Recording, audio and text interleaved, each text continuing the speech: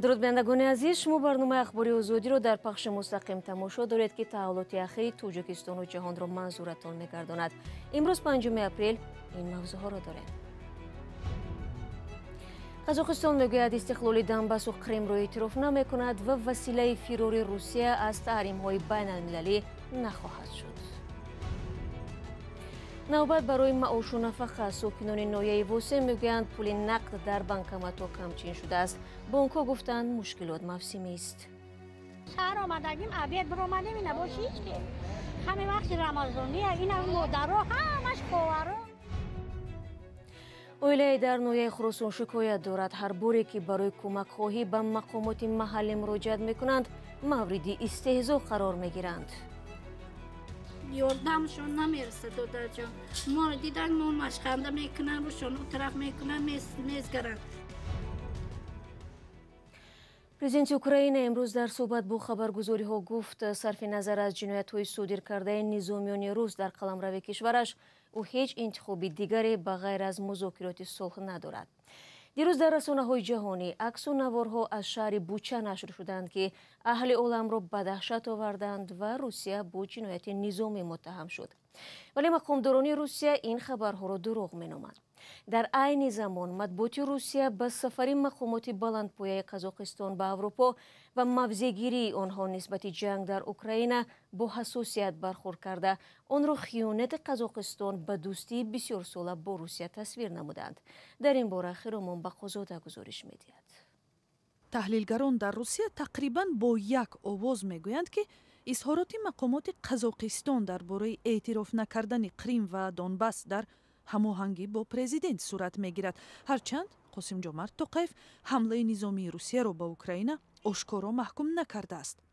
در یک صحبتش با نشریه یورااکتیو تیمور سلیمانوف گفت که قزاقستان معامله‌های تجارتی با روسیه و سرمایه گذاری را ادامه خواهد داد، ولی به گفته‌اش نورسلطان نمیگذارد که به حیث وسیله فریب تحریم ها استفاده شود. قزاقستان وسیله فرار روسیه از تحریم‌های ایالات متحده آمریکا و اتحاد اروپا نخواهد شد. با اینکه ما بخش از اتحاد اقتصادی با روسیه، بلاروس و دیگر کشورها هستیم، اینچنین عضو جامعه بین المللی می باشیم. به همین خاطر ما نمیخواهیم که قزاقستان همچون کشور نادیده گیرنده تحریم‌های بین المللی جزا بیند. سیاستشناس قزاق ایدر علیبوف به این نظر است که قزاقستان باید پیش از همه در فکر خودش باشد. ما هم در بخش سیاست و اقتصاد در ساحه‌های دیگری نظامی و ایدئولوژی و غیر منفعت‌های ملی خود را داریم.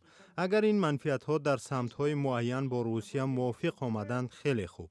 اگر نه پس باید همین گونه باشد چون این منفعت‌های ما است. این یک چیزی عادی است. اظهار نظرهای سیاستمداران قزاقستان را در روسیه بد قبول کرده حکومتش را به روسبدبینی عیبدار نمودند. ولادیمیر یوسیف شارح نظامی از پژوهشگاه کشورهای مشترک المنافع هشدار داد که سیاست بسیار سمتی مانند به زمان نظربایف عاقبت‌های خوب ندارد. ولی تحلیلگران قزاقستانی بیانند که صحبت‌ها از وجود تهدید نظامی به قزاقستان مثل که در اوکراین دیده می شود اساس ندارد. ما توانی ارتشی به اصطلاح دوم را هم دیدیم. این گپ ها اساس ندارند. این ارتش دوم نیست، بر اساس آیین‌نامه های سالهای 45 عمل می کند. ارتش روسیه را نه رقیب بیرونی بلکه بی‌نظمی، کروپسیا، دزدی و بی‌بندوباری که حکمران است از داخل خراب می کند.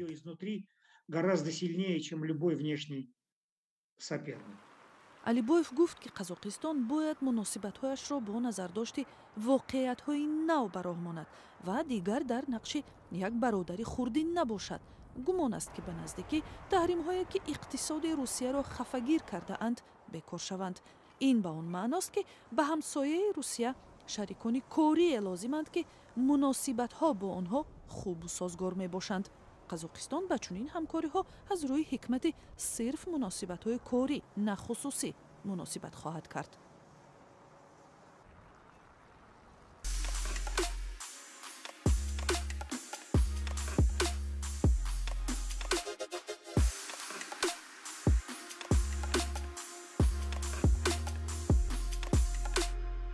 همه چیزی که میخواهند و میخواهید در اینجا هست. тозатарин ахбор, гузоришҳои видеоӣ, шарҳи ҳодисаву таҳқиқоти журналистӣ.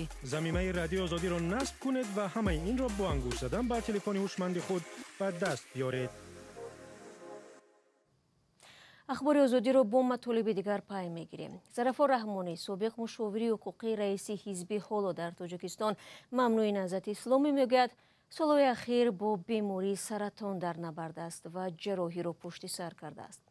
ӯ моҳи сентябри соли 2015 дар пайи ошуби генерал Абдуҳалим Назарзода, муовини пешини вазири дифои Тоҷикистон боздошт шуда, баъд аз 1 сол озод гардид. ҳамкорони мо Сарвинози Рӯҳулло ва Шаҳлои Абдулло ба дидани Зарафор Раҳмонӣ рафтанд ва аз ӯ пурсиданд ки кай ҷарроҳӣ шуд. 10 феврали ҳамин чанд моҳ шуд аллакай? бале, аллакай 3 моҳ шуд. маъмулан барои табобати бемории саратон маблағи зиёд сарф мешавад. бештар ба шумо ки кӯмак мекард?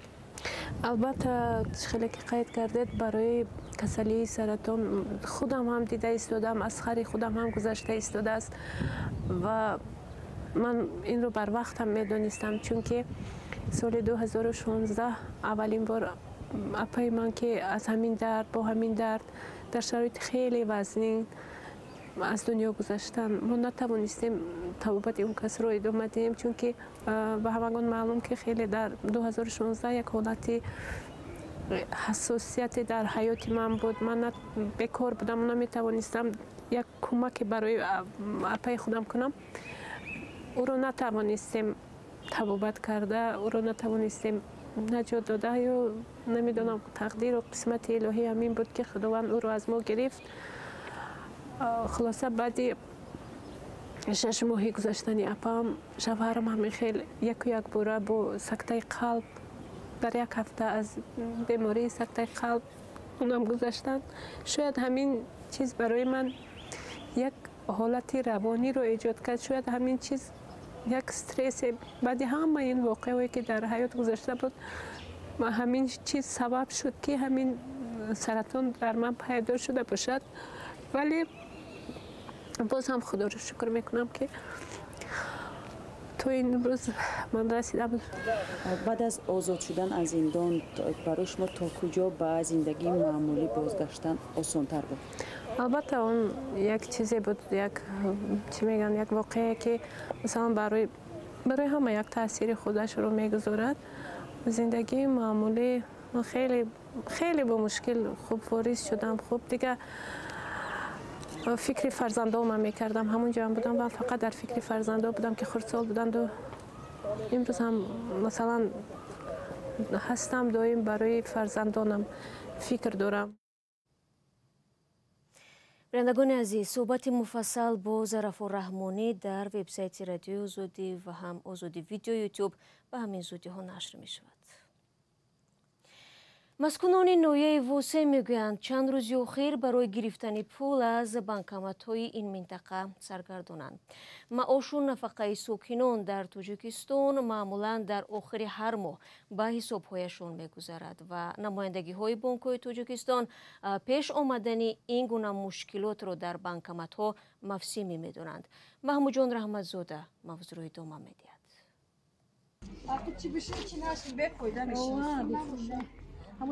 онҳое ки маош, нафақа ё пасандозашонро аз банкоматҳо мегиранд, имрӯзҳо саргардонанд.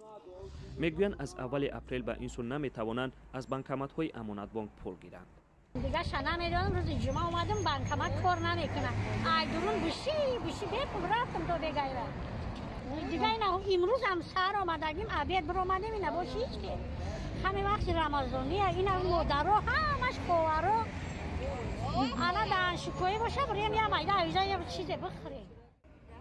این مردم نشسته انتظار گرفتن پول از بانکمات هستند. اینجا هم مردم از نوبتداری شعبه امانتبانک در ناحیه وسه سبب میپرسند.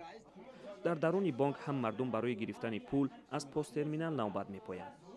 مشکل نو نیست و هر سر چندگاه رخ میدهد، اما پایان ندارد. من گفتم که تنها در یک روز دو روز در حقیقت همین که ممکن شد یک بار میخوان همه یک بار پول نفقه شون پول مزد مهنت همه یک بار آخر ماه که میگذارد همون روزا میشه. من دیگر روزا یگان کس 3 روز کفا ماندگی نیست پولش نگرفته باشه. این جوان میخواهد از بانکمت امانت بانک پول گیرد. میگوید که دویم در بانکمت‌های امانت بانک این حالت را مشاهده میکند. این کارت امانت بانک دیروز مسئولین امانت بانک منطقه گفتن که دویم بانکمت ما پول دارد. باز تفتیش میکنیم. اینا پرداخت نکنه دوام دادن. در بانکمت موجود نیست مبلغ میده. در شبکه‌های اجتماعی هم دیروز شکایت‌ها از نداشت پول نشر می‌شدند. یکی از کاربران فیسبوک نوشت که برخی ساکنان از ساعت 4 صبح برای گرفتن پول آمده‌اند. نداشت نقدینه حتی در بانکمت‌های بانک‌های تجارتی هم روز 4 اپریل مشاهده می‌شد. نمایندگان بانک‌ها این وضعیت را موسمی می‌نامند، ولی ساکنان می‌گویند تا این درجه گم شدن نقدینه را بار اول می‌بینند. محمود جان رحمتزاده، آزادی، کلاب. در جنوب تاجیکستان میمانیم. یک عائله نیازمند در ولایت ختلان میگوید مراجعت‌های پیوسته‌شان برای دریافت کمک به مقامات محلی هیچ نتیجه نمی‌دهد. گذشته از این نسبتشان تمسخر را روا دیده با آنها همچون بگدو مناسبت می شود. این است که یگانه امید خانواده رسانیدن ارزشان به گوش پرزیدنت باقی میماند، هرچند به ملاقات روبرو با امام علی رحمان نیز آنها را راه نمیدهند. همکاران ما با وضع این عائله از نزدیک آشنا شدند. اهل این خانواده در ناحیه خراسان پس از مراجعت‌های بی‌نتیجه پیوسته به مقامات محلی زیستشان تلاش کردند ارزشان را به پرزیدنت رسانند. هدف بلند برداشتن این نفقه و پیدا کردن عرابچه برای فرزندشان است که امکانیت محدود دارد. عرابچه محمد رحیم 18 ساله فرسوده شده است. در جه میگم که امید بچه من به کلاسکه بتید کلاسکه من شدگه میگم چه یاردمشون نمیرسه دادر جان. ما دیدن ما مشخنده میکنن روشون اون طرف میکنن میزگرن. این عائله حالا در خانواده یک خویشاوندشان زندگی دارد. آنها میگویند که جای کار ندارند و از پول کمک مردم زندگی میکنند. رستم کریموف روزهای نوروزی که رئیس جمهور در ختلان بود پسرش را به ناحیه جلال‌الدین بلخی برد، ولی نتوانست پرزیدنت را حتی از مسافه دور ببیند. پیش پرزیدنت گفتن ملیسا نماندم، ملیسا برآوردن با میگیری گفتن با دروازه پایان رفتون با اوجان نماندن، با همون با خیلی با ریکلان اومدم با در ریکلان ایستادم گذاشتن رو گفتم اکو گفتم چی میکنم گفتم اوجیدم ملیسا نماندم. این خانواده میخواهد ارزش را مستقیم به خود رئیس جمهور رساند. در دوره ترتیبی این تامین تجهیزات معیوبی بخش حفظ اجتماعی ناحیه به قید گرفته میشوند، در نوبت گذاشته میشوند طبق درخواست از وزارت مهنت و حفظ اجتماعی و تندرستی. آنها با این چیز تامین کرده میشوند، منتظم. البته طول یک سال اخیر به حکومت ناحیه خراسان 1400 نفر برای کمک مراجعت کرده است. مقامات میگویند آنها بررسی شدند، اما این خانواده میگوید اگر مشکلی آنها حل میشد به جای دیگر شکایت نمیکردند. ضمن سفرهای رئیس جمهور به شهر و نواحی، مردم عادی و کار افتاده امکان نزدیک شدن به محل ملاقات ها را ندارند. آنهایی که در جلسه ها راه یافته و صحبت میکنند، متن صحبت آنها از قبل سنجیده می شود. و یک خبر دیگر، قزاقستان قصد دارد موقتا تا 1 ایون صادرات غله و ارد را محدود سازد. در این باره وزیر کشاورزی این کشور خبر داد. به گفته وزیر تصمیم مذکور برای حفظ بازار داخلی گرفته می شود. باید گفت که تاجیکستان ماهی به 600,000 تن گندم و 200,000 تن ارد نیاز دارد. طبق امور رسمی سال گذشته قزاقستان به تاجیکستان حدود 1 میلیون تن ارد و گندم فروخته است. برنامه امروز رو با همین خبر به پایان میبریم. تشکر بینندگان عزیز که با ما همراه بودید و شما امکان دارید خبر و گزارش‌های روز رو در وبسایت و هم شبکه‌های اجتماعی رادیو آزادی پیدا کنید. من شما رو به فردا در برنامه سرخط رویدادها منتظر خواهم بود. خود را احتیاط کنید عزیزان و خدا نگهدار.